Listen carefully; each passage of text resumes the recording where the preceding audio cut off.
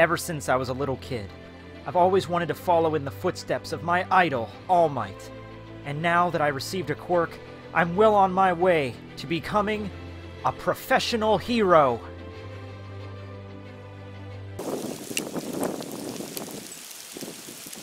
Hi, my name's Deku. Oh hey, I'm Saitama, professional hero.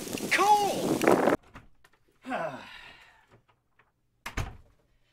You know, guys, let me tell you something. I've worn a lot of crazy costumes in my day, but I don't think I've ever felt more spiritually connected to a character than I have right now with Izuku Midoriya, student number 18 of Class 1A, the main character of the series.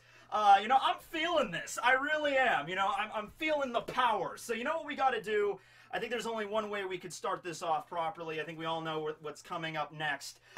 So get ready, ladies and gentlemen, and clench your buttholes, and yell this from the depths of your heart. Smash! Why did I know that was gonna happen? I just felt like that was gonna happen, you know? Okay, you know what? No, we're doing this right. We're doing this right. All right, okay, hold on. Just, you know, we're not even doing a second take on this. Okay. All right, and then clench your respective buttholes. I'm like, okay, they clenched? Are they clenched? Okay, here we go. Smash!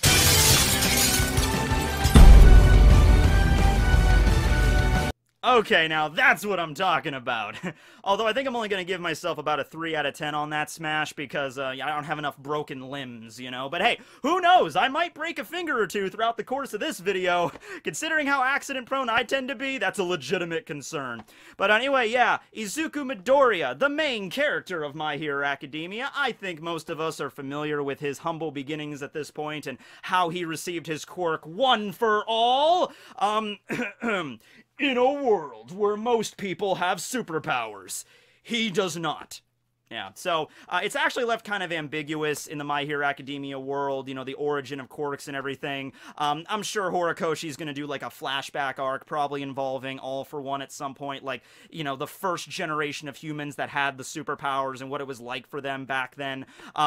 But suffice it to say, it's basically like an evolutionary adaptation, like continuing the evolutionary path of human beings. They evolve the traits of quirks, okay? Now, just like most evolutionary adaptations, it's not like it affects the entire population at just one generation, right? It takes several generations. So, Izuku is born into the 4th generation of mankind that has superpowers, kind of in a parallel version of our Earth. It's actually very similar. It has all the same cities and everything. It's just people have superpowers and they're a little bit more advanced. They have like holograms and robots and shit.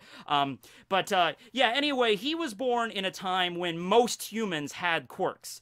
Granted, some are more useful than others, but most humans had them. But there was still a minority of humans that did not, and he was born into that minority. Now, this is actually something kind of cool, because I could see like a community popping up around this. Like, oh, you were born without a quirk too? Well, it's okay, man. Come and join our community. Like, I could see that in this world. Like, everybody coming together in like the non-quirk, you know, coalition or whatever.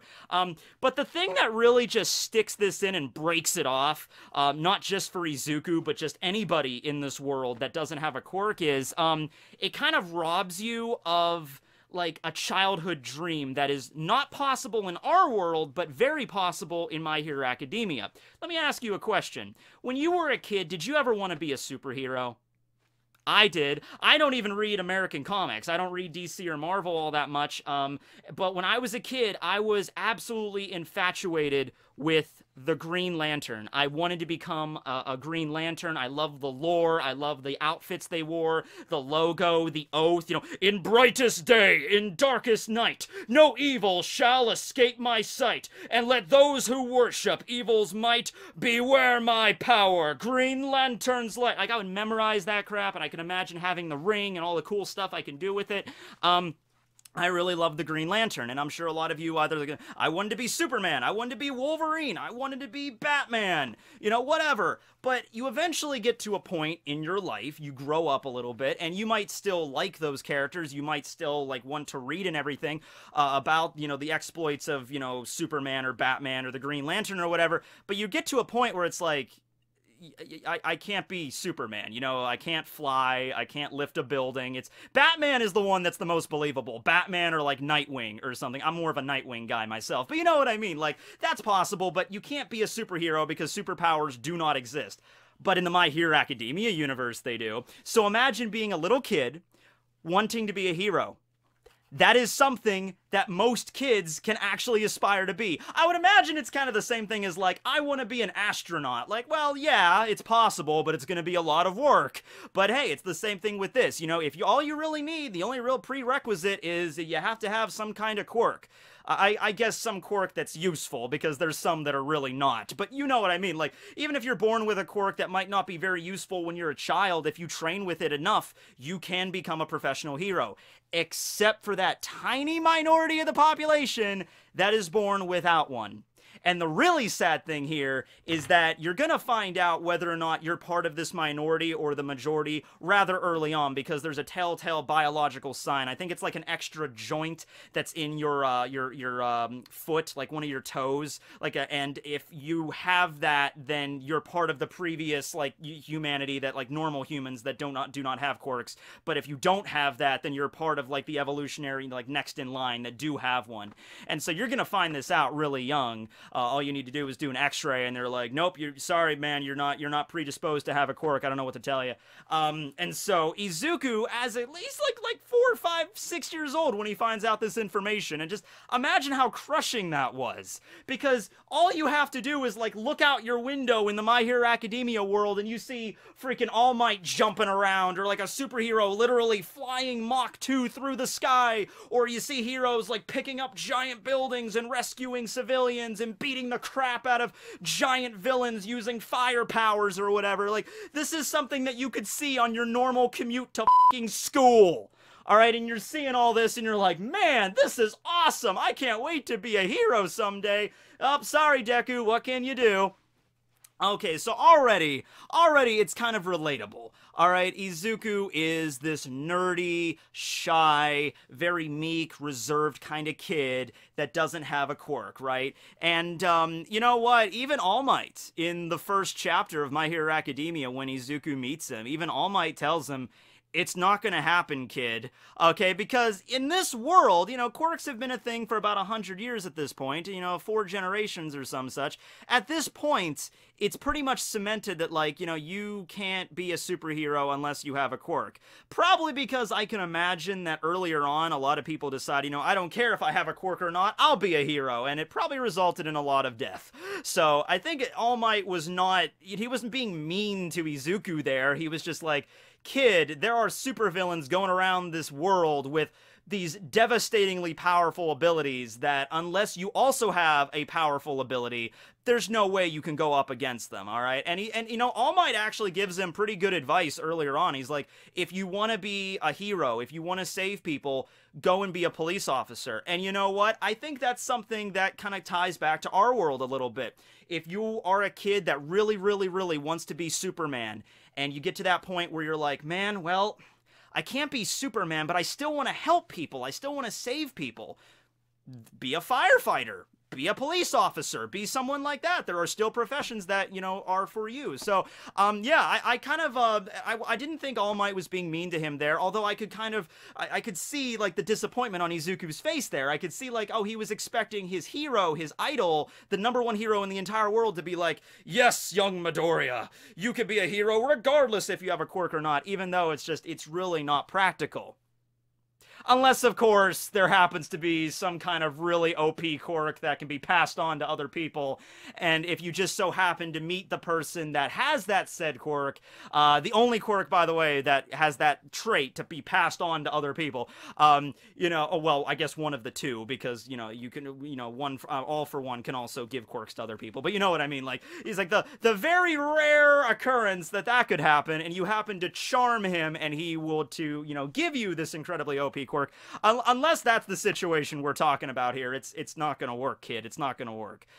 So yes, everything worked out for Izuku, And you want to know why everything worked out for Izuku? Because he's the main character of the series. Imagine if that's how it worked. Like, he wasn't the main character, and some other random kid goes up to All Might and is like, All Might, can I be a hero without a quirk? He's like, nope, sorry, kid, join the police force. And the rest of the series is just like, okay, I'll join the police force. And we see it's like Izuku, but we see him going to the police academy and training or something like that, in an alternate world. But yeah, I mean, like, come on, it's fate, so to speak. It's like he happens to run into All Might, and he happens to get tied up in a villain, the sludge villain from the beginning of the series. I don't believe we ever actually found out that dude's actual name, but he's like just a sludge goopy villain. He traps Bakugo, who's Izuku's friend from school.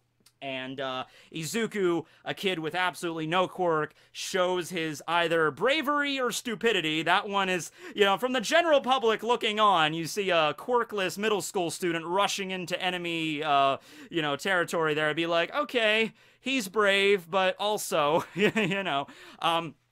So at the end of this whole exchange, of course, All Might shows up, defeats the sludge villain, and then Midoriya is basically chastised by all of the other professional heroes. It's like, what the hell were you doing? You can't do this.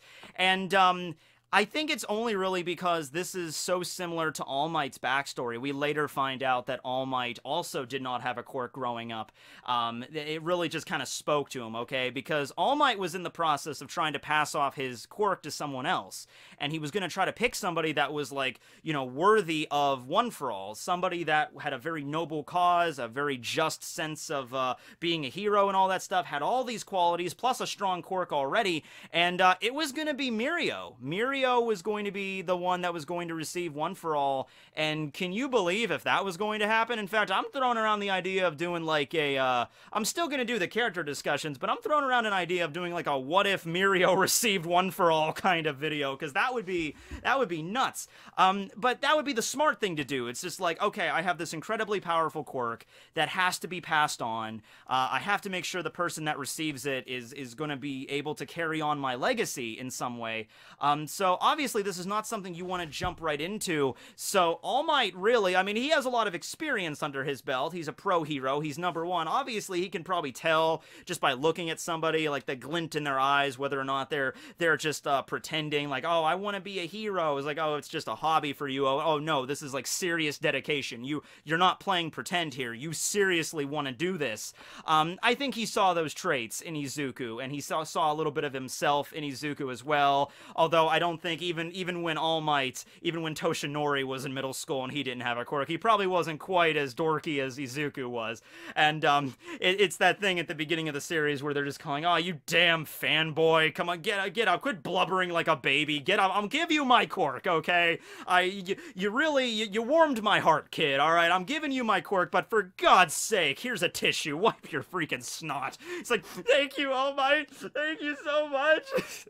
So, okay, so that's the first really, like, I think, emotional moment in My Hero Academia. The way it's handled in the anime with, like, All Might standing over Izuku, who's on the ground crying because he's basically having his childhood dream finally realized. Alright, to put this in perspective, this would be like if I was in middle school and then all of a sudden Kyle Rayner shows up at my middle school and is like, Matthew Crawford, you have been chosen as part of the Green Lantern Corps.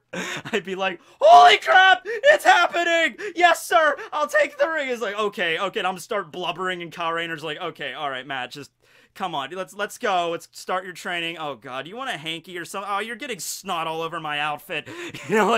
But okay, alright, so that's that, like, imagine if that were to happen. Hell, you know what? Screw if I was in middle school. Imagine if this happened to you right now. I don't care how old you are watching this. I don't care if you're 15, 25, 46, 109. I don't know who watches me entirely, but I don't care who you are. Picture your favorite superhero, if it's Batman or whatever, and imagine Batman shows up at your door, he just knocks on your door right now, and he's like, come on, here's the utility belt, here's your armor, let's start training. It's like, oh, yes, Batman, sure.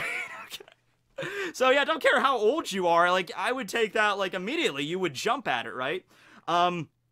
So this starts a long journey, okay? And at this point, I'm going to do something a little different. I'm actually going to compare Izuku to another character right here. I know we don't usually do this, but considering Izuku is the main character of the entire story and everything, you know, I think we're going to do, his is going to be formatted a little bit differently. Okay, so I want to compare Izuku to Tomura right here, because the parallels that these two characters have and the paths that they take, you know, they're different paths. Izuku is the path of the hero, Tomura is the path of a villain, but to put it in a perspective, Tomura always uses video game analogies, right? He's always comparing things to RPGs and whatnot. So imagine that, okay, as soon as Izuku receives One for All from All Might and starts training under him, he's at, like, level 1. He starts at level 1 hero. Right around the same time, probably a little bit earlier than this, but right around the same time, Tomura receives the guidance of All for One, okay? And he becomes level 1 villain.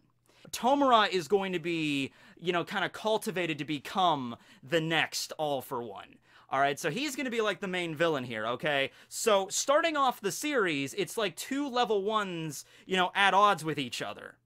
And then throughout the story, they slowly begin to level up.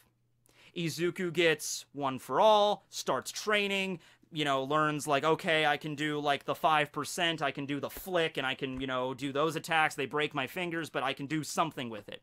Tomura receives like, okay, I have a few loyal followers. I have like 2 or 3 loyal followers, plus I have like a bunch of riffraff to work with.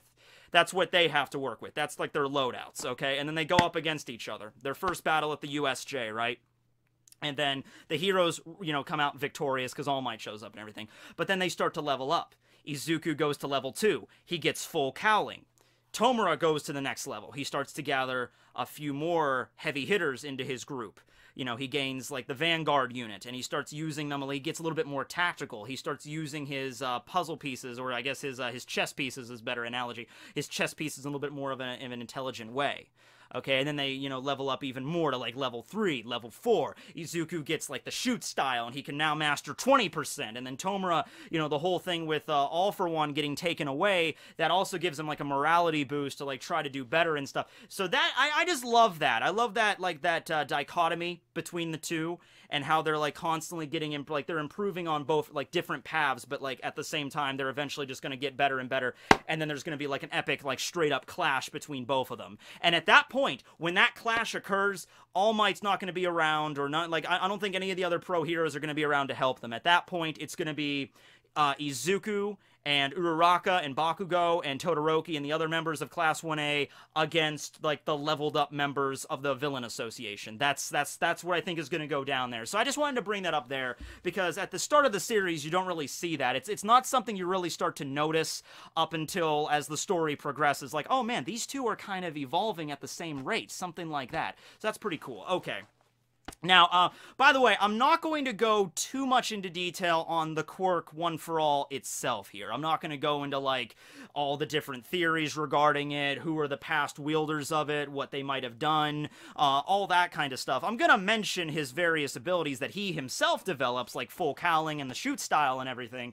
But in terms of, like, the actual quirk and all the things related to that, I think that's best to be kept as a separate video, considering this video is already going to be pretty long already. So with that being said, let us talk about his quirk. However, it's important to keep in mind at this point that Izuku doesn't simply have to train with his quirk by itself.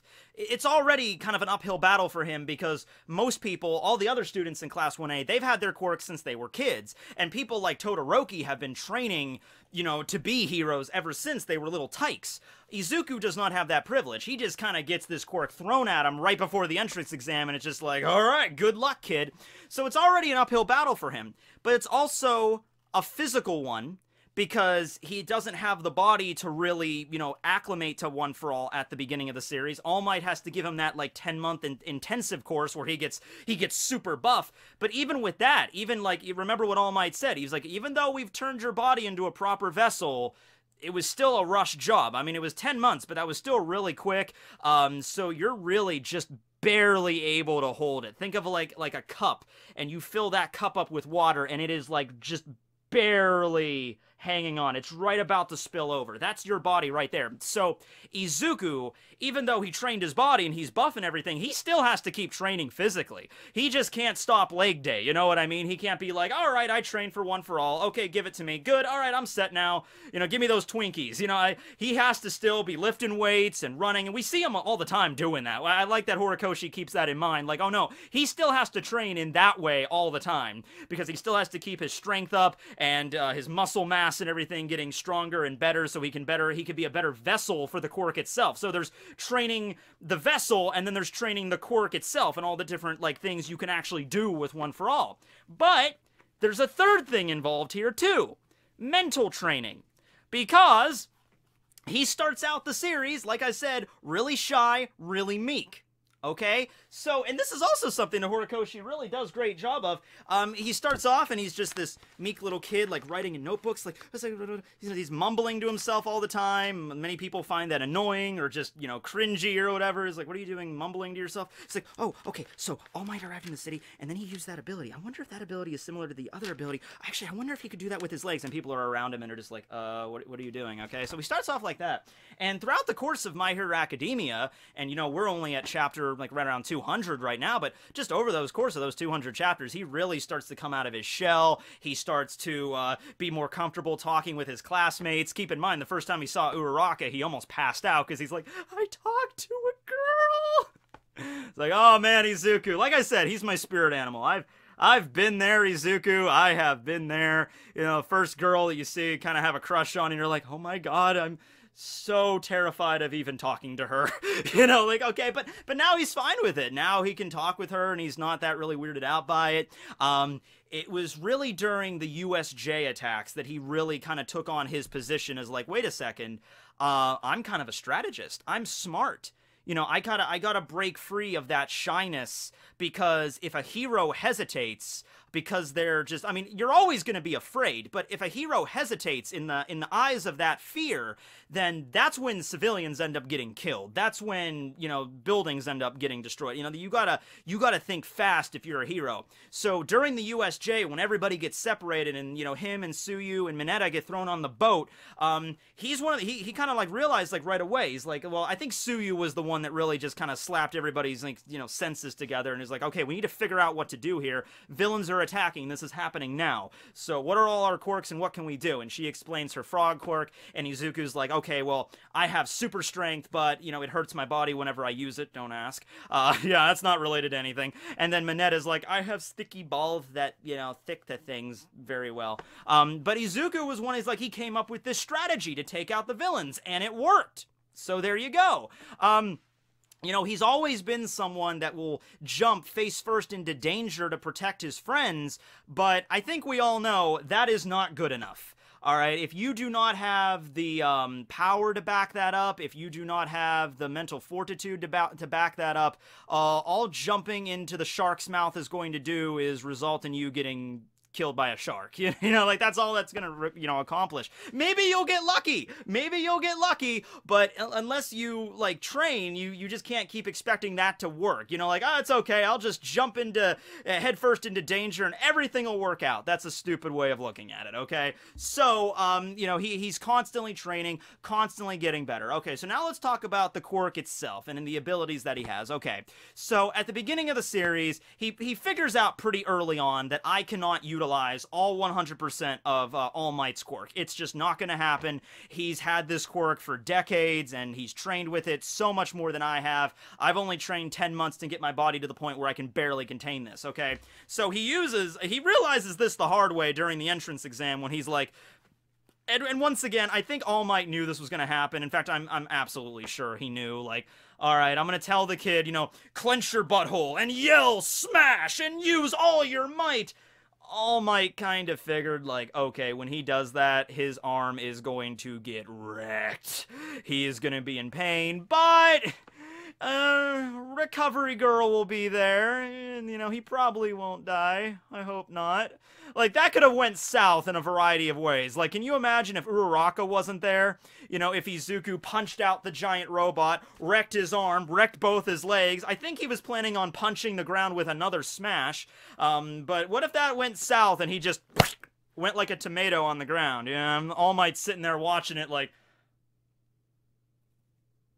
crap. What would happen if the user of One for All died without passing it on? Does that mean, like, is it like the Avatar, you know, the Avatar state, it just dies right there? Or can All Might, like, rush up to Izuku's bloody, like, okay, it's back to me again!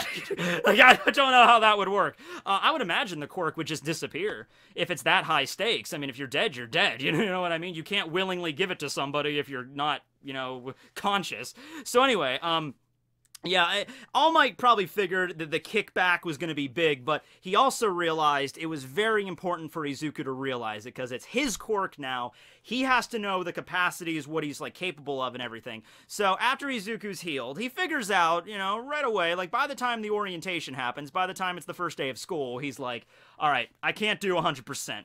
It's not going to happen. I'm going to break my, whatever limb I try to use it from, whether it be my legs or my arms. Can't do 100%.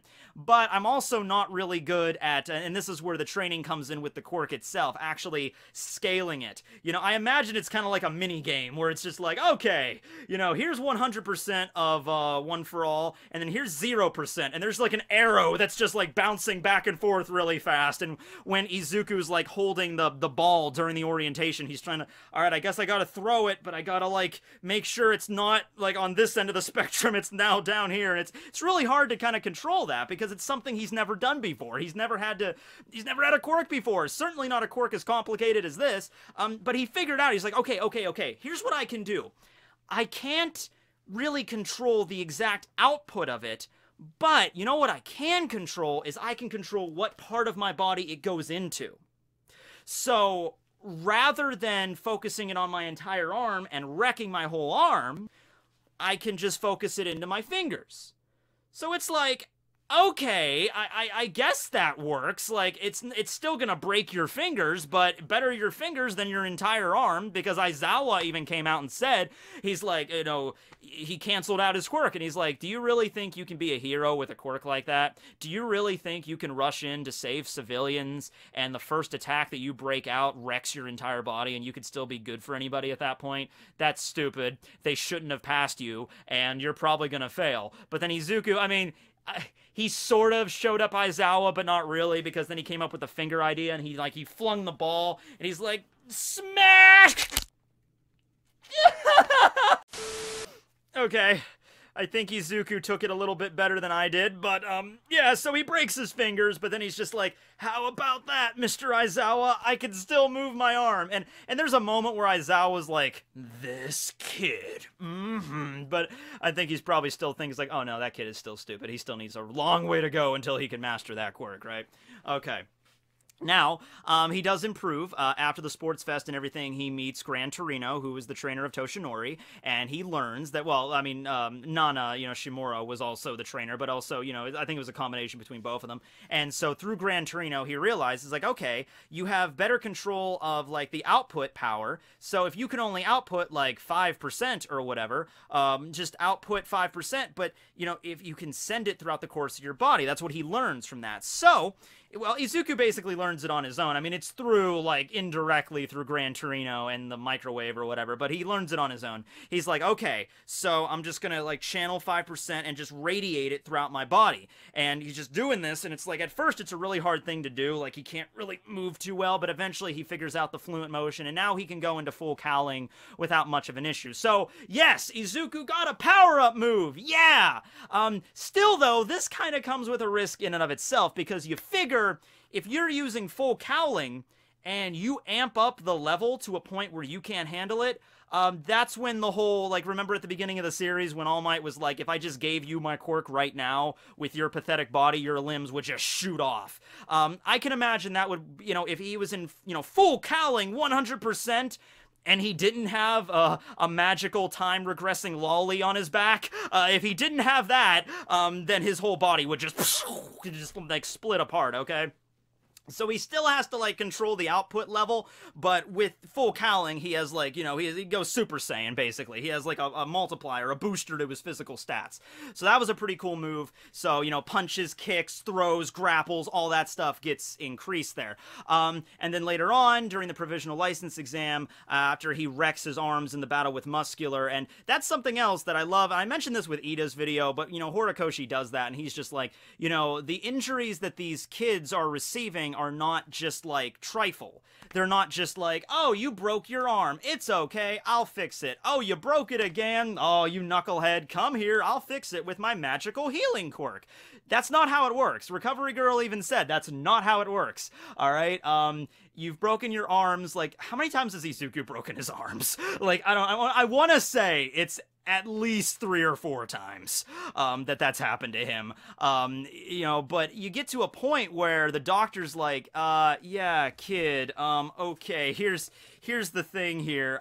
You have broken your limbs way more. Like, your ligaments are worn down, and it's not looking good. If this happens to you anymore, you're not going to be able to move your arms anymore. With or without your quirk, it doesn't matter. You still have to take care of your body. Okay, All for One doesn't just fix the you know, everything, right? I mean, One for All. Sorry, I mix them up all the time. I think everybody does. So he keeps that in mind, and he's like, okay, well, maybe I could start focusing on my legs. And really, when he started using his fingers and everything, he didn't really have any reinforcing, you know, material on it. He didn't have any support gear, so to speak. He just had that costume that his mom made him. So when he's thinking about using his legs, he goes to Hatsume, and he gets formatted with those, like, that specific gear, the iron soles and everything. And so that makes it a little bit easier on everybody. And now that he just has better control over full cowling. It's like using the whole finger thing. That was basically him just, like, you know, like, I gotta do the best out of a worse situation. Like, I gotta do something. I have to have some kind of move that does damage. So the best I can come up with right now is breaking my fingers every single time. Just, like, flicking my fingers and just ow, ow, ow, ow. I mean, hey, it, I guess helps raise your pain tolerance, but by the time he got to full cowling, and by the time he had to train with that for a little while, he's like, okay, I think I can develop a move now where I can, you know, attack with a limb without breaking said limb. So the shoot style, and also this is something that takes away from All Might, because this entire time, you know, he's obsessed with, you know, All Might and everything, and he's like, I gotta be just like him. I gotta use his quirk the exact same way he would have. And All Might even gives him that advice. You know, after he loses his powers, he goes to Izuku, and he's like, stop trying to be like me. You know, like, this is the way I used my quirk because it was the best for me. And it's even, he even comes out and says, like, he was like a prodigy with One for All. You know, he was like somebody that, like, you know, learned how to use it, and he didn't really have as many problems as Izuku, but Izuku's different. So he's like, look, you are you. All right, it's my quirk, and it's the quirk that's been passed down, but it's now yours. Okay, so don't think of it as you using all my power. Think of it as your own, and you can make it into your own. So Izuku was so focused on just using punches, because that's what All Might does. He shows up like, I am here, boom, and now you are gone. You know, that's what he does. But Izuku's like, okay, what about kicking? You know, using my legs, and he's really been adept at doing that. Maybe he should go see Ashido, actually, because Ashido is all about the breakdancing, because can you imagine Izuku full cowling 10% and then breaks out, like, the, you know, like, okay, shoot style breakdance. He's like, he just starts whipping around and, you know, something like air pressures and everything. Oh, and later on he gets the gloves during the Cultural Fest arc. He has those gloves that he fought against Gentle and, you know, La Brava with, where, you know, they come out, like, they have the air pressure things that he can inject. So, you know, with a combination of support gear, and it's just with anything. I mean, when when there's a big change with your body or something, it's going to take a while to get used to it, but eventually it'll be fine. It's like, I can't really think of anything. The only thing in my life I can think of is braces. Like, when you get braces on, it's like the worst experience ever. It hurts. There's all this crap in your mouth that's rubbing up against your gums, everything. You can't really bite down on things at first. It's really painful. Your mouth feels heavier, and it just sucks. It just sucks for like 2 weeks. But then slowly but surely, your body starts to acclimate to it. You get used to it, and it's just normal. So that's the same thing with All for One, and you got to keep it One for All. Sorry, and that's the same thing that Izuku's got to do, because he hasn't even had his quirk for a whole year yet. So I think the progress that he's made so far in less than a year, I think that's pretty damn good, you know, because he received the quirk in the spring, right before, like, literally right before the entrance exams for UA. Now, I think that was a little bit more into the winter. That might have been around, like, I think February when the entrance exam were, and then the actual school year started in April in Japan. But even so, I don't think we're at that point yet. We're currently in the winter, so it's about a year, but not quite there yet. I think it's like November or December right now. So yeah, less than a year, and he, 20% he can handle in the full cowling and the shoot style, and he's not breaking his arms every time he uses it. So he's getting up there. Eventually, it's going to be a point where I'm sure he's going to develop more, like long range attacks, like All Might has, like using the air cannon and stuff, but just over a longer distance, and he can maybe pinpoint and target that kind of stuff. I'm sure he's still going to use, like, punching attacks, but he's really got to get to the point where it's like, okay, I can use this without breaking my arm. That's when that's going to be kind of difficult. I'd be very nervous if I was Izuku trying to train my arms with the damage they've received, thinking, like, okay, even if I'm in training right now and I try to use, like, okay, 20% Detroit Smash. I'd be afraid of that because if that breaks, you might not be able to use your arms much. So I don't know, but I still like to think he's going to use his arms in some capacity. Or hey, we might go the other route where he gets into a serious fight at one point and he maybe is in a position where his legs are pinned or he can't use his shoot style, and he's like, well, if I don't do this, I'm going to die, so I got to use the smash, and this series, it might result in Izuku, like, losing, one of his arms or something, but he's still a hero or something. I don't know. I'm just throwing out possibilities here. But, of course, I wouldn't like that, but, you gotta be careful with it, because that's a lot of damage there. Okay, so at this point, let's go through each arc and talk a little bit about Izuku. Okay, now, obviously, this is gonna be abridged, because being the main character, Izuku plays a critical role in pretty much every arc. So I'm going to just go over this in a broad sense and talk about, like, the major fights Izuku was in and how it changes his character, how it develops his character, what he learns from that experience, moving on. All right, so I kind of covered the beginning of the series a lot, so let's just go to the battle trial. Let's go to the fight where he teamed up with the Uraraka and he was fighting against Bakugo. All right, so I'm glad, like I said in the Bakugo video, I'm glad Horikoshi did this early on, just to kind of vent all of these frustrations that these two friends, well, I guess former friends at this point, used to have, because they were really good friends growing up, Izuku and Bakugo, and I think it was more of just, like, at first they were genuine friends, but then when it started to, they started to get older, and Bakugo had such an amazing quirk, and of course everybody praised Bakugo. Everyone's saying, oh, such a great quirk, such a prodigy, such a genius, he's going to be a great hero someday. I think it started going to his head when you're a little kid, it tends to happen, and he started to pick on Izuku, because Izuku didn't have a quirk, he was weak, and he started to, like, he's like, hi, Izuku, whatever, you quirkless little kid, and he's, knocking him over or whatever, and they're bullying him and stuff. But then, Izuku gets the quirk. And talking more about Bakugo in this sense, I mean, I think that really did mess him up, because he was so used to being like no matter what happens, at least I'm stronger than Deku. It's freaking Deku. He's the weakling, he's the good for nothing. I'm leagues better than him. That's something I could at least have when I fall asleep at night. But then Izuku gets a quirk. And he looks at that and he's like, whoa, okay. He's not supposed to be able to do this. He's not supposed to be able to get into this school. He's not supposed to be this strong. I need to see this for myself. And so Bakugo just kind of just screws the whole battle trial. I don't care about the, what we're supposed to be doing. And he's like, screw that. I'm fighting him right now. And Izuku pulls out all the knowledge he learned from taking notes all those years on Bakugo and his quirk and how he fights and how he prefers to, like, launch the first attack. And Izuku's, like, fighting him there, and it's getting rough to the point where, I say rough, but it's like, oh, you rambunctious kids taking a grenade launcher and, almost destroying, like, yeah, no. But suffice it to say there, the fight gets really intense, but it was really good just to kind of, like, vent all of that immediate frustrations right away, which is going to set the stage for how they're going to view each other up until their next fight.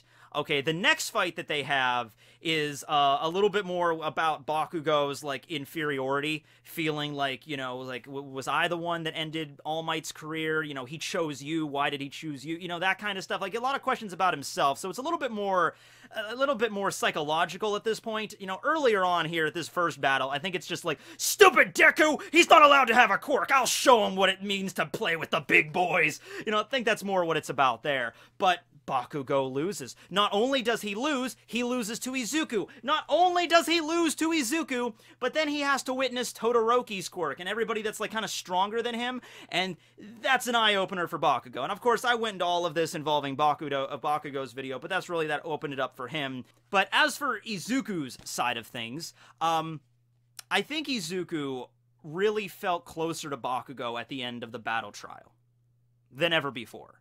Okay? Not just because he won. It's not like Izuku's like, I beat you, Bakugo! Ha ha ha ha! I'm stronger than you! Nothing like that. Nothing childish like that. But it's just that, like, all my life, I've been kind of following Kacchan's shadow. Because he's strong. I know his quirk is amazing. I know he's a genius. All those things that the adults and all the other, you know, friends are saying to him, it's not just bluster. It's true. So I kind of want to have a quirk as strong as Kacchan's. Okay? Because Izuku, to the end of it, he still viewed Bakugo as his friend. You know, Bakugo, I think at a certain point, stopped viewing Izuku that way, like they were when they were kids, but Izuku never stopped. Izuku always kind of thought of Bakugo as a friend, even like when they were in middle school together and they would try to talk to each other, and, Bakugo would be like, shut up, Deku, you damn nerd! And Izuku would be all meek and stuff. He'd be like, okay, sorry, Kacchan. Anyway, you want to go after school? You know, like, he's that kind of guy. So during the battle trial, when he had the first chance to really use the quirk that he got and the training from All Might against him, he won, and it was a rough battle. It wasn't an easy victory. And it wasn't like he won, like, completely demolished him in terms of power. They won because Uraraka claimed the bomb or whatever. That's how they actually won. But I think at the end of the whole thing, Izuku started to realize, I've closed the gap between us. Okay, and I'm closer to that, ideal hero image that I admire so much. And maybe Izuku at that point also kind of felt like, maybe this can, we can start the healing process between us and we can actually become better friends. And I really hope that does occur at some point in the series. I mean, it's happened, but it's like baby steps, a little bit of baby steps. They're not to the point where they're like, hey, Deku, you want to go, hang out and get a burger after school? Okay, Kacchan, yeah, it's nothing like that. But at that point at the battle trial, they're like, I've closed the gap. We have more in common now. He has a cool quirk. I have a cool quirk. Maybe we can be friends. So that's from that. USJ. USJ, as I mentioned previously, showed Izuku that he is a good strategist and that he does have what it takes mentally to be a hero. He can, look at the situation, see what they have to work with, plan out a strategy that takes everybody up to advantageous points. This is something he does throughout the series. A lot of times when the class is together, like when they were fighting Mirio, Izuku is the one that kind of jumps in front and just like, okay, here's what we're going to do. He's one of the smarter ones of that spectrum, okay? And so I think he ranked in the top 3 of the students during the exams as well. So he's like, okay, this is what we're going to do. During this arc, it also just kind of once again showed him, it really just showcase, because he got to see All Might really pissed off, up close and personal. Okay, and it's like, all right, here is the gap that exists between us, not just me, but just all of us students, and, villains that are packing a serious punch with, like, the Nomu and everything. And then they see All Might beating the crap out of this thing, and then they're sitting there kind of humbled, because there's no way we could have beaten that thing. Izuku, Bakugo, Todoroki, I'm sure they're all sitting around watching All Might just slam this Nomu like 300 times, and they're probably like, okay, this is really cool, but yeah, if All Might didn't show up, we'd be dead. There's no way we could have beaten that thing, because look how much trouble All Might's having with it. So that's the point, it's like, okay, I know that I know what I have to, what it means to be a hero. I have the qualities of it. I just have to train with them to get better, and that's how much I kind of have to, like, see, you know, to improve to get to that level, okay? When I can start punching out a punching bag Nomu 300 times and knocking him through a ceiling, you know, like, that's when I know I think I've achieved the rank of pro hero. But, you know, I got a long way to go before I get to that. We've just started school, you know, I have a long way to go before I get to that point. But it's good to know, like, your end goals, you know what I mean? All right. Sports Fest. Okay, so, this was really cool because this is where he actually got to face off against a bunch of different opponents from across UA, and some that did not even use direct combat, like Shinso. So he goes up against, well, first off, let's talk about okay, there's the race. I'm skipping over a few things here. So, the race, really shows ingenuity on his part once again, the way he won by, you know, utilizing, because he didn't have full cal yet, so he just used that piece of, like, machinery to, like, jettison himself forward, so that showed his ingenuity, which is something a hero definitely needs to have. And, you know, thinking outside the box, really. Like, you roll up to a bank that's being robbed, and he's like, alright, but let's say the situation's a little bit complicated. It's not as simple as just, like, there's a villain that has a bunch of hostages right at the front door. Let's say, like, oh, there's a villain, and the hostages are all in the vault, in the basement. What do we do? It's really good to have some ingenuity at that point. Like, alright, here's what we do. Maybe we'll go into the other building, and then go into the... Does anyone have a drilling quirk? We can go into the basement, and we come out that way, or access the sewers. You need to have that kind of, like, quick thinking kind of stuff. During the cavalry battle, that's when he had, like, the 10 million point headband or whatever he had, and he's just like, okay, now he's the target of everybody. So just, you know, raising up that ingenuity, but more of just like, okay, the pressure is on now. Because in the race, you were competing against a bunch of people, but in the cavalry battle, you're competing against a bunch of people, but they're all out for you. You basically have a beacon right on your head that's like, attack me, attack me, attack me. So it's like, okay, now the fire's getting a little bit hotter. So he has to pick out his team, and you know, Uraraka's on the team, but then he also has to pick somebody else, and they go with Tokoyami because he hasn't been picked yet. And he's like, okay, Tokoyami's quirk, I think we can make this work. In fact, I think Izuku was even just going over his options. He was going down the list of like, okay, whose quirk would be great, would be best suited for this? Going down, and then he sees Tokoyami, and he's like, you know what? I think and then Hatsumi was on board as well. But then you get to Tokoyami, and he's like, you know what? I think a lot of people underestimate his quirk because Tokoyami did not go around and blab about what his quirk was capable of. But I think Izuku, you know, knowing so much about quirks already and just being really quick thinking and stuff, he saw it and he's like, you know what? I don't know a lot about that quirk, but from what I can see from Dark Shadow, it is an extremely versatile one, and that was one I would definitely want on my team. And that just goes to show that Izuku, you know, has an eye for this kind of stuff, because no one else picked Tokoyami. If people were smart enough, they'd be like, oh, he has the ability to summon a shadow familiar out of his stomach, so he's basically like two teammates in one, and this shadow can, like, also an extra pair of hands, extra mouth, extra pair of eyes. That's a really useful quirk, especially in a cavalry battle. So no one else, like, realized this, because you'd think he would have been the first one of the first ones to get selected to be on there. Like, Tokoyami, be on our team. No, be on our team. But Izuku's the one that saw that and saw the potential, even without knowing about his quirk, really. And then that shows that. Okay. So now moving on to the individual fights. Okay, so the first match, Izuku goes up against Shinso from the General Studies course, okay? So, this is not a fight that's really focused too much on his ingenuity. It's not like Izuku gets really clever to defeat Shinso. Although, I will admit, okay, up until this point, I've been kind of praising Izuku for being really smart and all that stuff, you know, but he was kind of an idiot in this match, and I'm gonna call him out on it, alright? So, before this match, we don't really know what Shinso's quirk is, but before this match, Ojiro literally pulls Izuku aside, and he takes him into the locker room, and Ojiro tells him, and he's like, look, I don't know what that kid's quirk is, Shinso. All I know is the second that he spoke to me and I answered him, my mind went blank, and he used me as like a puppet, okay? That's all I know. So, I'm assuming it's a quirk that can probably control your brain. I'm assuming it's triggered when you speak to him, so don't speak to him, okay? Just don't. Just make it easy on yourself. And you think that would be the easiest thing to do. Just, all you gotta do is just get into the arena and just fight the guy and don't talk to him. Izuku talks to him. If it was me in that situation, I would have seriously, like, oh, thank you, Ojiro. I would have taken a piece of tape, and I would seriously have just, like, you know, taped my mouth shut, and just be like, okay. Okay, can't talk now. Bring it on, Shinso.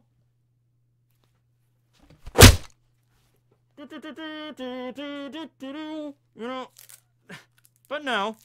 Shinso has to freaking goad Izuku into doing it, and I understand, he was making fun of him and stuff, and he was basically, stabbing the nerve and everything like that. But come on, Izuku, come on! All you had to do was just stay quiet, and you would have won. Well, he still won, but he won because of the power of One for All. Okay, he saw the former embers of the users of One for All, and like the visages, and that All Might said it was your power that truly awakened, that truly allowed you to get out of that.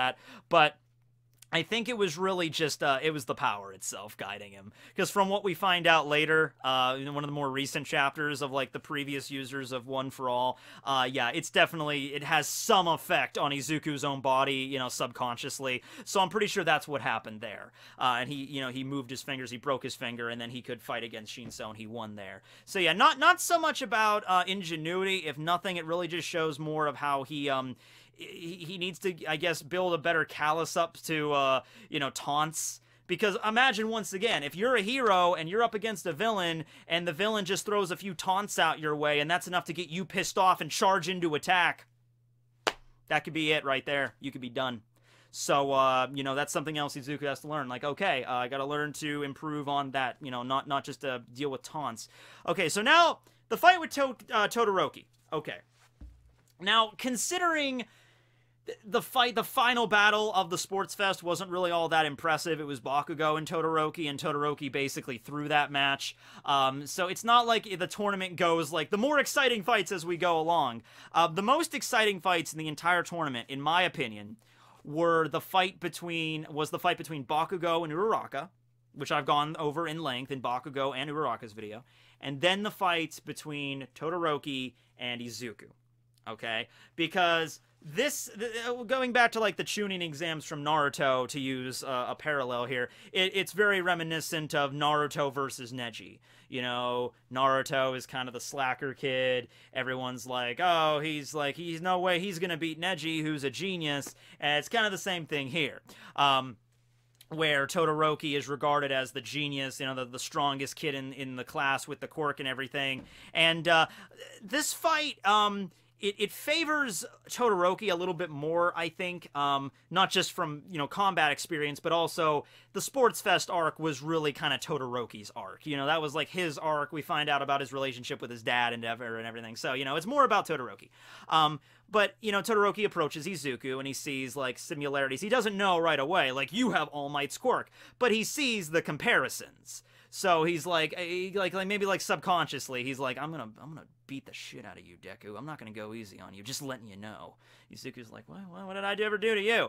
But it was really during that fight, and it was some of the best scenes in the fight, just in terms of like artwork, where Izuku's like, breaking his fingers, and he's like, bring it on, Todoroki, crack, fling, and he's shooting out, and I think he punches Todoroki at one point, or he flicks it like right close to him. Like, you think that would have done a lot more damage than it did, but it's like some crazy artwork in that fight. Izuku goes plus ultra and beyond there. He doesn't give up, and he eventually loses. He loses to Todoroki, which I think a lot of people would have expected. I don't know how I would have felt if Izuku would have won that. I mean, he really brought it. But I think at that point, just considering the stuff that he was capable of, because once again, didn't have full cal, just really resorted to just this really strong determination and just the flicks and breaking bones and stuff. So in terms of just skill, yeah, Todoroki was definitely superior there. And it was also in that fight when Izuku was telling him, it's like, you are not your dad. It's your quirk. You don't have to be exactly like him. You could do whatever you want with your quirk. And then I think that inspires Todoroki to use his fire half, and then using the fire against Izuku. So yeah, it was more character development there for Todoroki. But, hey, it showed, like, Izuku wants to fight on, fair grounds with Todoroki. It's not like, don't hold anything back. And this is something coming from him, because he's like, you know what, I wasn't born with a quirk. I have this quirk, and I have to make it my own. So you're the same way. Just because you were born with it doesn't mean, you have, like, okay, you've been training with your dad. So what? Who cares? Train with your own quirk and make it your own thing. You want to be a hero. You can be the kind of hero you want to be. Okay, so now moving on to the Stain arc. Okay, I just talked about this in Ida's video, so it's kind of fresh in my mind. But yeah, Izuku at this point does know full cow, and he rushes to aid Ida. And during this whole confrontation with Stain, this is actually something that probably messed with him more than anything else up to this point. Like, even, like, seeing the Nomu and All Might fight and everything like that. Even the fight with Bakugo and everything. He's witnessing Stain. And Stain's whole credo is, like, there are no true heroes in the world except for All Might, who is, like, my Christ figure, essentially. Because Izuku, he's a fanboy of All Might, too, but it's like, he thought he was a big fanboy, but he's just like, whoa, okay, this guy, he's taking it to a bunch of, you know, really scary places. Okay, where he's not just, like, I'm not just collecting All Might hoodies and posters all over my room. No, I'm like worshipping him as, like, my benefactor, and I'm, like, you know, like, carrying out the will of something, like, All Might, you're the only true hero that's left in the world. I will carry out your will by cleansing this pathetic hero scene. Yeah, you know, that's the kind of stuff he's getting to. So Izuku's watching this, and he's like, oh, you're a fan of All Might. I'm a fan of All Might, too, but damn, you are insane. You are straight up insane. Maybe that's what he thought at first when you're in, like, a direct combination. I mean, just look at Stain. I mean, he's blood curdling, to use a term there. But after Stain was captured and we find out, like, who he was and his backstory, and Izuku's reading about this, and then, you know, in the news and everything, this was publicized, I think Izuku was like, okay, so this is the path that he went down. All right, so maybe he's like, I obviously didn't turn out the same way as he did, but I can kind of see where he was coming from. It was very warped and messed up, you know, how he became what he is.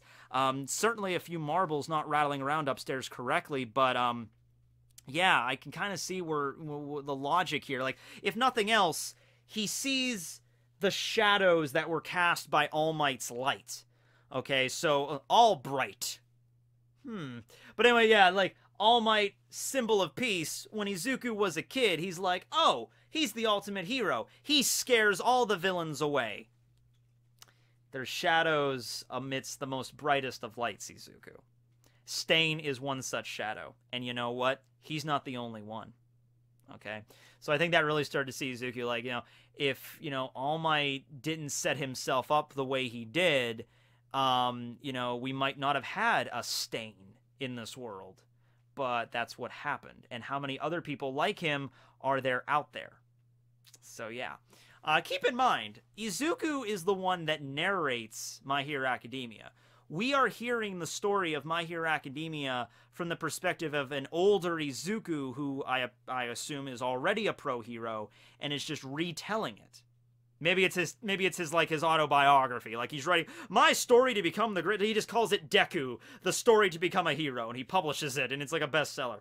But that's the perspective we're hearing from this. So I think what Izuku's really focusing on here is like, here is my story, here is everything that I took to heart, and here is all the lessons that I learned to become the pro hero that I am right now. Something like that. Sorry, I just got a text from my friend, and I posted on Twitter my hair, and she's like, your hair, it's green. And I'm like, I know, right? Okay. But anyway, what's up next? Training camp arc, right? Okay. So, okay. If nothing else, all the things up to this point, this is the arc where Izuku learns what it really means to be a professional hero. To sacrifice yourself and your body to protect the innocent. The kids' gloves are off. You're no longer playing hero in the park after school. You're no longer sitting in class, you know, hero studies course, you know, just, you know, writing about an essay.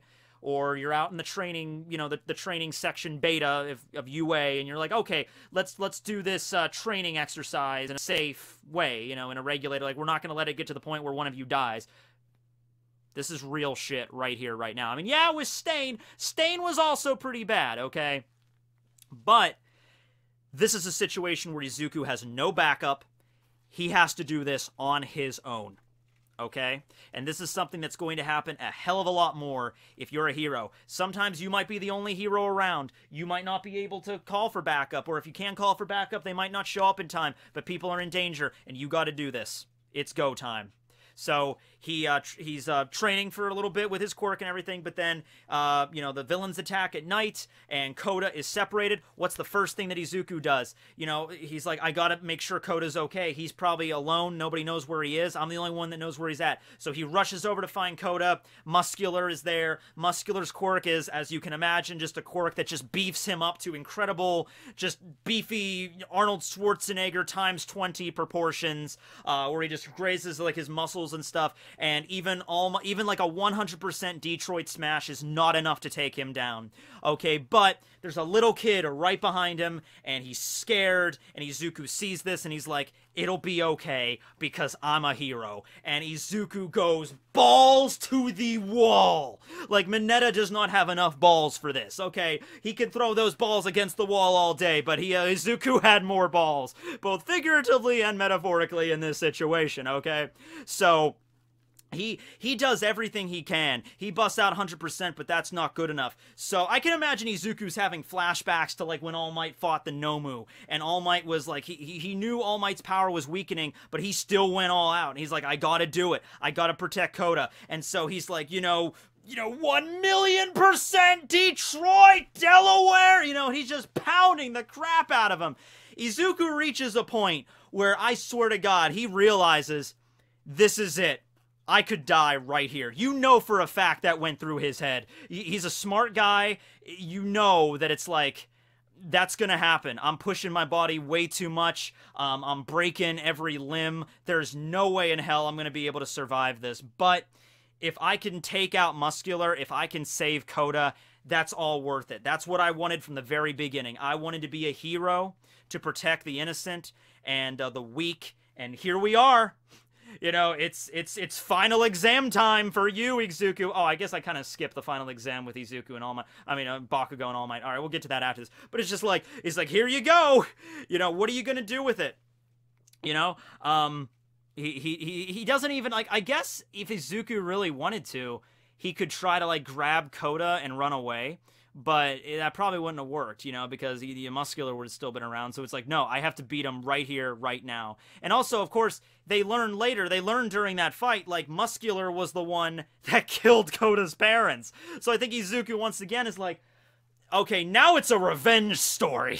You know, now I have to take you out. Now I have to beat the crap out of you. So he does, and he wins. Both arms are completely wrecked. But even at the end of the day, he's like, that's why I saved my legs, so I could save you. And he's running on pure adrenaline at this point, and this is the point where the doctors tell him, like, if you mess up your arms one more time after this, you're done. Or a few more times after this, you're done. Honestly, let me just throw this out there as a caveat. When that doctor came up to Izuku and he's looking at his charts and everything, and he's like, if this happens 2 or 3 more times, you're going to lose the use of your arms. Okay, I thought that was a little bit of a cop-out, because I think if this was any serious, like, medical scenario, that doctor would be like, if this happens 1 more time, you're done. You know, I think that would have been the situation. Like, what's this 2 to 3 more times? Like, how do you gauge that? No, this happens 1 more time. You wreck your arms like that. You might not be able to use them anymore. So I think that would have made it a little bit more believable, but yeah. So this is the arc where Izuku learns, you know, this is being a hero. No backup, saving the innocent, stronger villain, but hey, you gotta do it, even if the odds aren't in your favor, because you are a hero, good sir. And considering I skipped over it, let's go back, which actually this does tie in a little bit, because right before the training camp, right before this whole thing happened, Izuku and Bakugo went up against All Might during the end of the semester exams. And so I can imagine when he was fighting Muscular, he was also flashing back to this. Like, we just fought a villain, technically, you know, All Might was playing the villain that was stronger. Ow, that really hurt. That was really stronger than him. You ever have those broken fingers that can still bend? Yeah, it's crazy, right? My biology is very weird. So anyway, yeah. this is also a point where him and Bakugo make, better steps to become, at least comrades and stuff. They learn to trust each other a little bit more anyway, to face a common enemy, to pass the exam. Bakugo trusts him with the grenade, gauntlets thing he's got, so that's something there for him. But then also he realizes, hey, this is All Might, and he's my idol and everybody, and everything, but, I got to pass him. I got to surpass him. That's my whole kind of goal here, to be a great hero like him, so I can't pull my punches with him, and he, decks him right in the face. All right, so we got that. Training camp, the rescuing Bakugo arc, or the Kamino Ward arc, once again, ingenuity, but I think more so than that, witnessing, All for One. Okay, you had the Nomu and everything, and Stain, and Muscular, but All for One is kind of on a whole new league, where he is like the embodiment of evil. He is like the negative All Might. And it can't really be said even better than the way that it's handled in the story, where upon just the presence of that dude, Izuku and Kirishima and Momo and Ida, they all just, like, they're about to puke just from the presence of him. Because it's like, imagine if All Might is around, he gives off the presence of, like, hope and peace. And, like, I am the just hero All Might. Imagine the kind of, like, evil aura that All for One puts out, That's the exact opposite there. And so I'm sure Izuku, probably at that point, fear kind of, I mean, they still rescued Bakugo, but Izuku did not have it in his mind right there, like, I'm gonna go and fight him. Like, no. If anything else, he felt like, there's no way. There's absolutely no way. Like, this is completely different from all the other opponents I fought against. Like, this is somebody that is so far out of my league. Muscular was more of just, like, a physical brawl. Like, if I just keep amping up my physical attacks, I can beat him. But All for One is intelligent, and he has a lot of fighting experience, and he's a really old dude, so he has a lot of wisdom, and all these different quirks he's talked about. There's no way. There's no way I can fight him. I can barely stand up. I'm just shaking, even being in the presence of this dude. So, there's gonna probably be a point. See, I don't know what Horikoshi's gonna do with this. You might want to, like, you would say the obvious thing is that All for One is gonna bust out of prison at some point, and him and Izuku are gonna fight. But that might not happen. It might go a different way, where Tomura is the one that has to fight Izuku, and All for One might die or something, or like might pass on a lot of his quirks to Tomura, and then he dies. I don't know how it's gonna work, but if they do have to fight, Izuku's gonna have to overcome that. He's gonna have to overcome this sense of, like, absolute dread, or train to the point where he can overcome it. I think that would be a better way to describe it there. He'll still feel the fear, but I think even All Might felt fear at that point going up against him, because that's what All for One does. He gets in your head and he attacks, like, the most weakest, parts of you. So yeah, it's not going to be an easy fight. If Izuku, no matter how much training he goes to, does have to end up fighting that dude, it's not going to be easy. He's going to feel fear, and probably he's going to do the same thing that he did with All Might. He's going to get into Izuku's head and be like, oh, you think you're good enough to be All Might's replacement? You're nothing but a 2-bit substitute. And he's going to, like, attack his, like, his feelings and stuff. And then from what we've seen with Shinso, if he's susceptible to that, then it might not go down too well there. But like I said, he might not even ever end up fighting him. Who knows? Okay, so after that, we have the provisional license exam. This is where he develops his shoot style. He learns more about rescue training here, which is good, because they had the whole thing at USJ that was interrupted. But yeah, during the rescue training, this is where he learns how to, like, properly handle a civilian that's, like, crying. Because imagine if you're called to save a bunch of people that are in, like, a building collapse. There's no villains to fight. You don't just show up and is like, all right, I'm the hero now, time to fight. No, it's like, oh, a wrecked building? All right, bring it on, building. I'll Detroit smash you.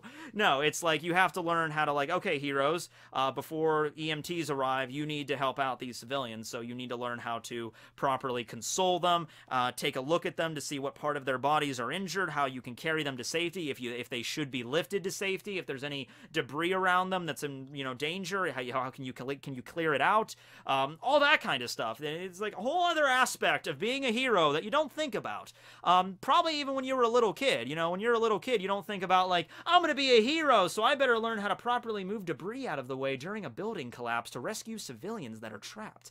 You know, you don't think of that. When you're a little kid, like, I want to be All Might, I want to beat up villains, you know, that's the thing. So you gotta learn other aspects to this as well. And you know, once again, the provisional license exam, it's something that's a little bit more focused on Todoroki and, you know, Asa's, like, side of things, especially the second half. Although Izuku was the one that showed up and kind of broke up their fight because they're bickering, and all of a sudden Izuku comes in and he's like, what the hell are you guys doing here? Like, this is the middle, like, we're a terrorist attack and, like, civilians, and we're in the middle of this test, and you're here, like, bickering like school children. And so, hey, I guess, what's it called in D&D? Diplomacy skill? You know, he rolled the D20, I guess it came up good. So he's like, okay, cool. He kind of, like, got their senses back, and they still both failed. Izuku passed, but they both failed. But then they started to work together, like that combination attack against Gang Orca. So, hey, that was something, I guess. Okay. Now, moving on, there's 2 more arcs after this, okay? So there is, and then there's the current one right now, but I'm going to leave that one out. So after this, we have the Chisaki arc.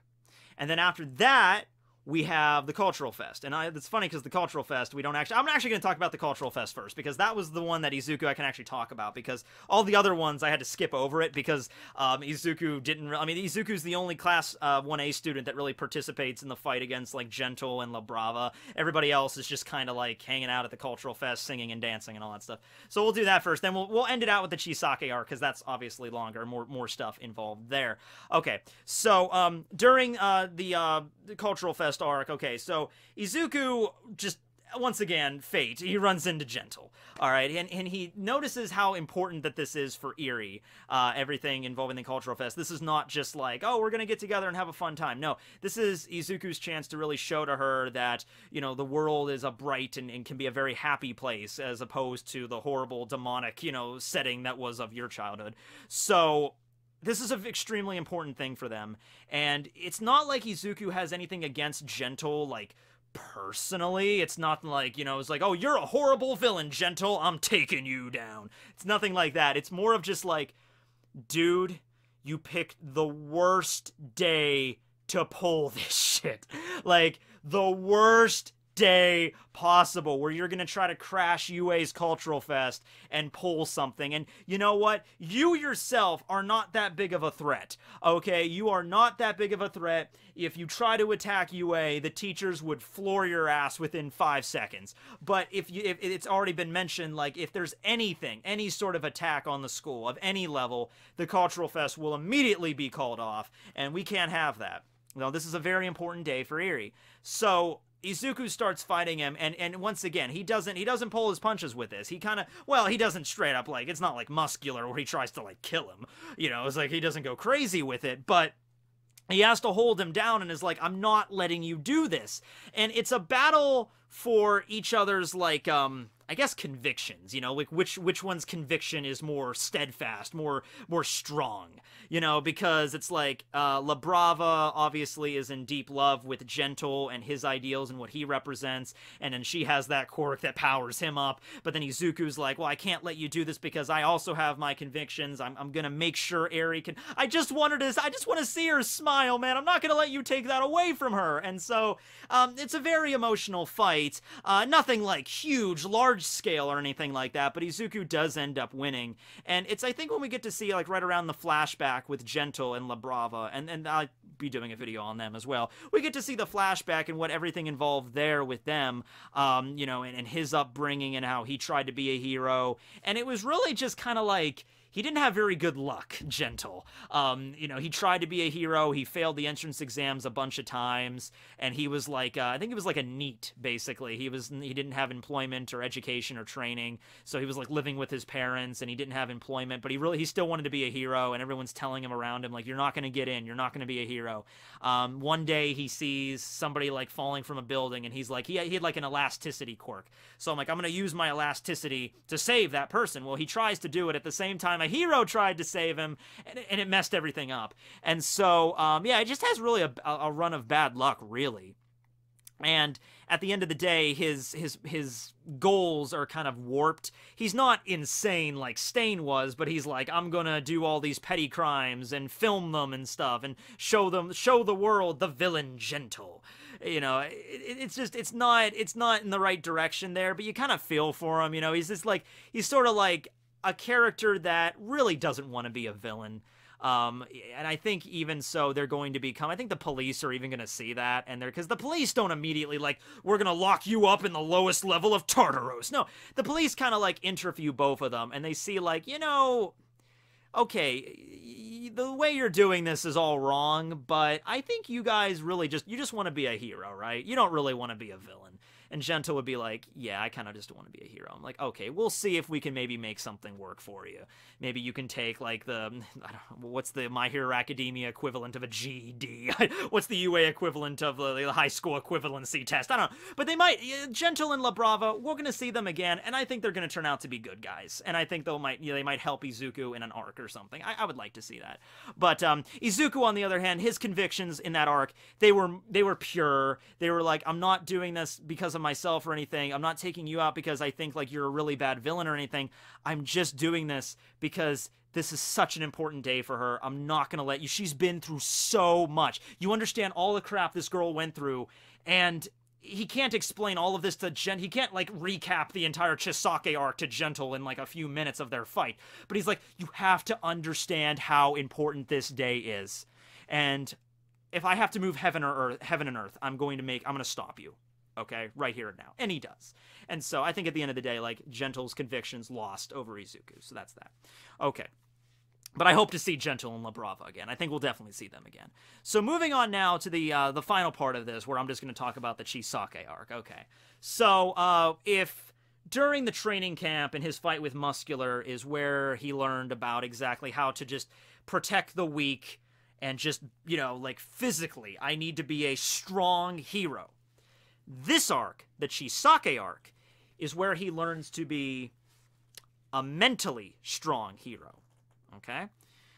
Because Eri is someone that has been abused, both physically and mentally, by Chisaki, and her quirk has also been abused by him, and he basically has this, his tendrils just wrapped around this poor, innocent young girl, and Izuku, right upon, like, that first chance meeting between Chisaki and Eri, he knows, like, I'm gonna be the one, I gotta save her from that darkness. I gotta break her free of those tendrils, and I gotta, you know, save her. Not just save her from, you know, the Yakuza, but save her from him.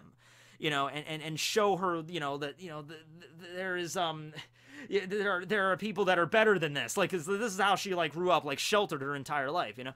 So, this is something, though, that's very complicated. Chisaki, bring it on! Bam! Okay, Eri, everything is okay now. No, and he wants to show her, like, you know, there are heroes that you can look up to, that kind of stuff, that kind of gist of it. Mirio is with Izuku at this point, and just kind of like, you know, they see him in the alley, they see Chisaki and Eri, and they're like, oh crap, he's not supposed to know who we are. Mirio is the professional hero at this point. He walks up and throws Izuku's hood over him, and he's just like, okay, alright, yeah, okay, well, you know, there's different kinds of parenting, everybody does stuff differently. Come on, Izuku, we should continue our patrol! So they have to back off. And this is really tough, not just for Izuku, it's tough for Mirio too. You know, because they could have saved her. They could have done something right there. I mean, if they really wanted to, I mean, they would have made a scene and it would have messed up the whole operation and it would have caused a slew of problems. But if they really wanted to, Mirio could have been like, oh, Okay, well, sir, you have to understand about this. Izuku, grab the girl! Let's get out of here! You know, like, and I think anybody could have told, you know, been able to tell if she was interrogated by the police, like, okay, this child has clearly been mentally and physically abused, so there's no way, we should definitely put her into protective services and everything. But, you know, that would have caused a lot of problems later down the line, you know, with the whole operation and stuff, like Chisaki would have been queued up to the whole experience here. So, yeah. So, the fight between Izuku and Chisaki is really, it's one of the more high-octane, like, anime fights in My Hero Academia. The muscular one was really good too, but not all the fights are like super large scale. Like the fight between All Might and All for One, was like a really high large scale fight where buildings were getting destroyed and like they were whipping up tornadoes with their fists. But then you get to Chisaki, who has the quirk Overhaul, which is also his epithet, his villain name, Overhaul, which allows him to like disassemble and reassemble his body into like these horrible grotesques, like it's like, Eerie, you will not escape me. Like he turns into like a giant fuck off demon. You know, that's like you get into that level, and then of course Eerie is riding on Izuku's back. And using her regression ability, you know, Izuku can maintain the level, you know, like 100% full cow. So it kind of reminds me of the scene in Hunter x Hunter when Gon is fighting Pito, and Gon utilizes that, like, the restriction to, like, give me, I don't care what happens to me afterwards, give me all the power that I would ever have. And then Gon goes into his muscular adult form and beats the crap out of Pito. Kind of the same thing here with Izuku, where he gets to, like, okay, for the briefest of times, you won't be able to maintain it for very long, and it'll cause problems later on, but you'll be able to fight at 100% with pretty much no setbacks. Go get him, Izuku! And so they fight in their epic brawl, and Izuku comes out at the end of it there. And this, of course, leads into kind of like the sequel arc, the Cultural Fest, which I talked about. And then it's like, okay, we managed to free Eerie from Chisaki's, you know, grasps in this arc, but the shadowy hands of him are still all around her. And it's in the Cultural Fest arc that we're going to try to remove that. And through the help of Yue and the Cultural Fest and Mirio and Eerie. Also, he has to deal with Mirio in this, Mirio losing his quirk. This is also something that, you know, Izuku sees in Mirio, like, as a superior and a professional hero, the person that was supposed to receive One for All. And now here he is without a quirk. I can't imagine how, you know, Izuku must have felt in that situation. Like, it must have been something that was like, wow, it got all taken away just like that. He was better than all of us. He was stronger than all of us. He had trained with his quirk so much. So, if nothing else, the experience with Mirio and him explaining how his quirk works and everything, and how he had to train with it so much to get good, and then he had that taken away. I think that would light the motivations under Izuku's, light the fires under Izuku's kindling, I guess, to use a metaphor, to like, I'm gonna train the same as Mirio did. I'm gonna train every day with One for All, and I'm gonna make it into my quirk. I'm gonna make it into my own, and I'm gonna become a great hero. All right, that really just, like, I gotta do this. I gotta do the same thing Mirio did. And I really hope Mirio gets his quirk back at some point. I hope they invent, like, an antidote to that, because that's such a shitty thing that happened to him. Oh, God. But okay, I feel like I've been here for a while. I feel like this might ring up there as one of the absolute longest videos I have ever done. I was on the, cup about talking about, like, going through all of his different relationships with all the different classmates. Honestly, though, even though Izuku is the main character, it's not like he has, like, oh, let me tell you about the backstory between Izuku and Ojiro. There's really not much there. It's Izuku and Bakugo, which is the big one, which we already addressed. Izuku and All Might, which we addressed. And then Izuku and Uraraka, which I just addressed in Uraraka's video. So, honestly, I think this is a good place to end it. I think we covered every major event with Izuku in the story. We covered his quirk. We covered his beginnings, his motivations, what he learned, and how he is piecing all this stuff together in the jigsaw puzzle of life to become the pro hero. Deku. Yeah. Oh, and after all of this, I almost forgot, but I rank Izuku as my #2 favorite character in My Hero Academia, right behind Tokoyami. I really feel like a personal connection with Izuku, as I'm sure I think a lot of people that read this series do. You know, he's the nerdy kid that wants to be a hero and then eventually realizes his dream. I think there's a lot of, you know, similarities there I think we can draw from. So, yeah, he reminds me a lot of myself. So, number 2, because Tokoyami is a freaking bird shadow dude, and he's just so damn cool. But, yeah, Izuku number 2, easy. So anyway, I hope you guys enjoyed this long-ass video, as well as all the videos in my Class 1A series. We're done! We're finally done! Oh, I was sitting down for so long, my butt's sore. My butt is so sore right now. Oh, God. Ow! Ow, now I know how Izuku felt at the end of that fight. Ow. Okay. But anyway, yeah, there'll be more UA content to come. We'll be doing videos on the teachers like Aizawa and Present Mike and Midnight and of course the All Might video, Mirio video, that'll be fun. Video about Gento and La Brava, that'll be a fun one as well.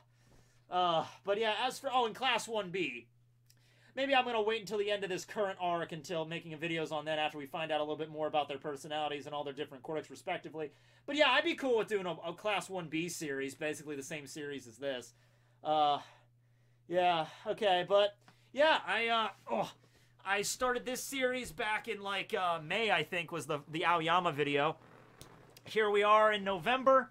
I got it done by the end of the year. Thank you guys for your support. I love this series. I really did. It really gave my imagination a place to shine. All the different costumes and sets. See ya, everybody. And remember, Plus Ultra! Do do do do do.